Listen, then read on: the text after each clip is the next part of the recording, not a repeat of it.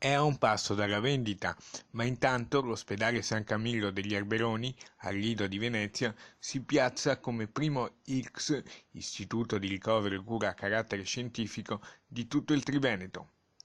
24 progetti di ricerca a livello nazionale, banditi dal Ministero della Salute per un importo totale di 1.700.000 euro, che avrà ricadute importanti sull'ospedale e sul centro di ricerca. Il direttore generale dell'ospedale San Camillo, dottor Francesco Pietro Bon, fa il punto della situazione.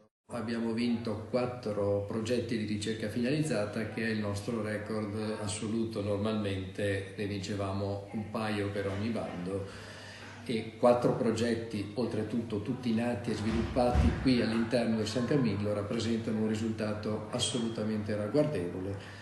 È credo il numero più alto di progetti, siamo l'IRCS che ha vinto il maggior numero di progetti nel Triveneto. In quest'ottica è stato nominato il nuovo direttore scientifico, Dante Mantini, che rimarrà in carica per il prossimo triennio. È molto motivato e sta già dando una impronta diversa all'organizzazione della ricerca, però parte appunto da risultati consolidati di assoluto rilievo che ci aspettiamo riesca ulteriormente ad avanzare. C'è piena sintonia con quanto richiesto dalla Regione Veneto. La Regione ci chiede di pianificare l'attività convenzionata con loro in dodicesimi, siamo perfettamente in linea sia per la parte di ricovero sia per la parte ambulatoriale con quello che ci viene chiesto, e quindi direi che anche nei confronti del nostro primo committente, la Regione, stiamo veramente rispettando quanto dovuto.